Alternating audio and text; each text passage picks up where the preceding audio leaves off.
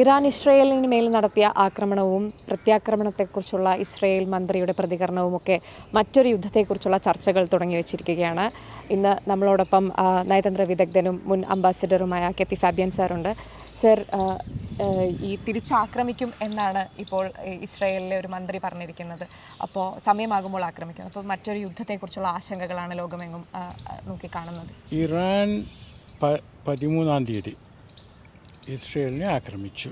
പക്ഷെ അതിൻ്റെ പശ്ചാത്തലം നമ്മൾ മനസ്സിലാക്കണം. കാരണം ഏപ്രിൽ 1-ാം തീയതി ഏപ്രിൽ ഫൂൾസ് ഡേ എന്നല്ലേ പറയുന്നത്, ഇസ്രയേൽ ഇറാനെ ആക്രമിച്ചിരുന്നു. ഇറാൻ്റെ എംബസി ഡമാസ്കസിൽ 7 പേരെ കൊന്നു. അതിൽ ഒരു ജനറൽ, ഇറാനിയൻ ജനറൽ ഉണ്ടായിരുന്നു, സഹേദി.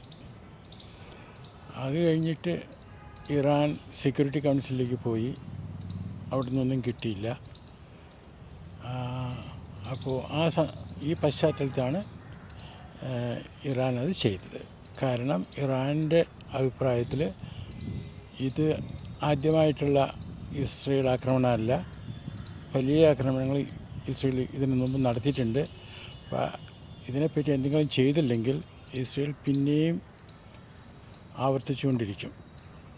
അത് കാരണമാണ് ഇറാൻ ചെയ്തത്. തന്നെയുമല്ല, ഇറാൻ 72 മണിക്കൂറത്തെ നോട്ടീസ് കൊടുത്തിട്ടുണ്ടായിരുന്നു. അത് കാരണം പ്രസിഡന്റ് ബൈഡന് ഡെലവെയറിൽ നിന്ന് നേരത്തെ തന്നെ വൈറ്റ് ഹൗസിലേക്ക് പോകാൻ സാധിച്ചു. അമേരിക്കയ്ക്ക് ഫൈറ്റർ ബോംബേഴ്സ് അമേരിക്കയിൽ നിന്നും UK നിന്നും അയക്കാൻ സാധിച്ചു. ഇസ്രയേലിനും തയ്യാറെടുപ്പിനുള്ള സൗകര്യം കിട്ടി.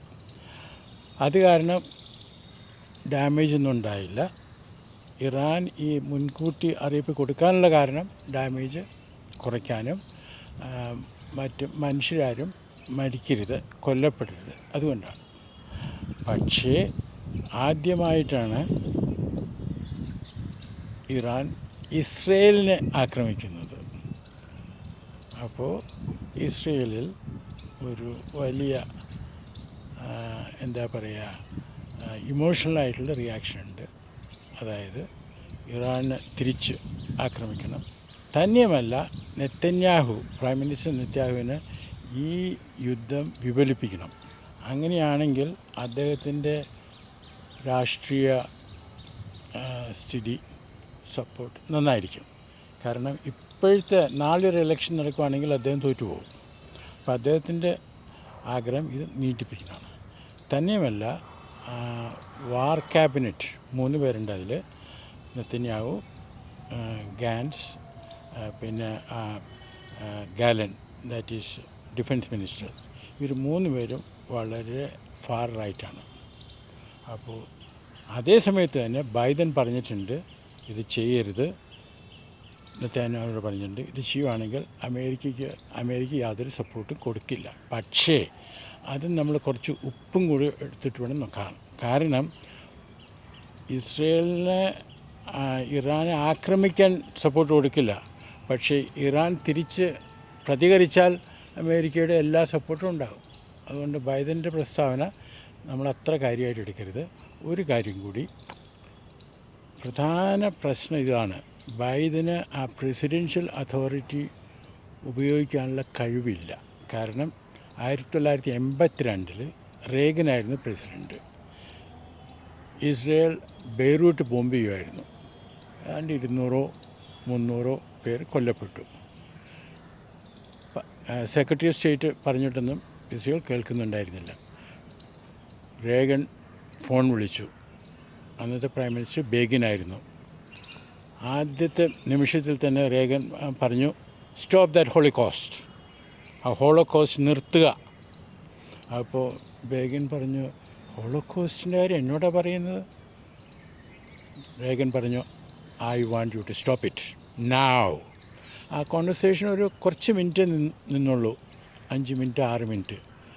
10 മിനിറ്റിനകം ഇസ്രയേൽ ക്യാബിനറ്റ് കൂടി അവരെ നിർത്തി.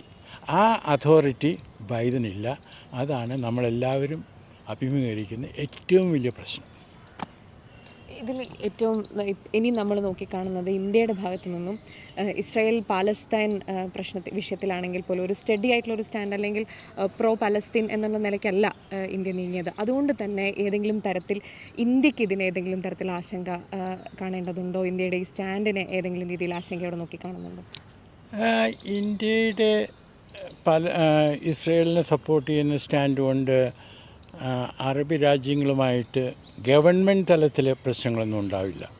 കാരണം ഈ അറബ് രാജ്യങ്ങളും ഗവൺമെൻറ് തലത്തിൽ പാലസ്തീനെ സപ്പോർട്ട് ചെയ്യുന്നത് ജനങ്ങളുടെ പ്രഷർ കൊണ്ടാണ്. അവർക്ക് ആർക്കും ഹമാസിന് ഇഷ്ടമല്ല, മനസ്സിലായില്ലേ? അവർക്ക് വലിയ താല്പര്യമില്ല പാലസ്തീൻ്റെ കാര്യത്തിൽ. അതേ സമയത്ത് തന്നെ ഇറാനും ഇസ്രയേലും കൂടി ഒരു യുദ്ധമുണ്ടായാൽ ഇന്ത്യയെ അത് വളരെ പ്രതികൂലമായിട്ട് ഭാവിക്കും. കാരണം എത്രയാണ് നമ്മുടെ 80 ലക്ഷത്തിൽ കൂടുതൽ പേര് ആ പ്രദേശത്തുണ്ട് ഇല്ലേ? ഇന്ത്യയെ അത് ബാധിക്കും, നമ്മളുടെ ജനങ്ങളുടെ സുരക്ഷിത. രണ്ടാമത് എണ്ണവില ആകാശത്തിലേക്ക് പോകും.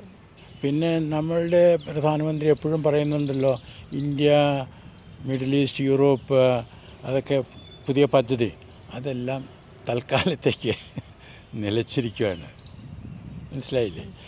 പിന്നെ നമ്മുടെ കയറ്റുമതികൾ, ഇറക്കുമതികളും അതും ബുദ്ധിമുട്ടാണ്. നമ്മളുടെ നേവി നല്ല കാര്യമാണ്, അവിടെ ഡിപ്ലോയ് ചെയ്തിട്ടുണ്ട്. പക്ഷേ ഇങ്ങനെ നേവൽ പ്രൊട്ടക്ഷൻ കൊണ്ട് എല്ലാ ഷിപ്പിനും പോകാൻ പറ്റുമോ? ഇല്ല. അവർ ഹൂത്തീസിൻ്റെ അറ്റാക്ക് കണ്ടിന്യൂ ചെയ്യുകയാണ്. അമേരിക്ക അവിടെയുണ്ട് വലിയ ശക്തിയായിട്ട്, യാതൊരു കാര്യമില്ല. അപ്പോൾ ഇത് വളരെ എന്താ പറയുക, ബുദ്ധിമുട്ടുണ്ടാക്കുന്ന ഒരു പ്രശ്നമാണ് ഇന്ത്യക്കും ഇസ്രയേലിനും ഇറാനും മറ്റു രാജ്യങ്ങൾക്കും.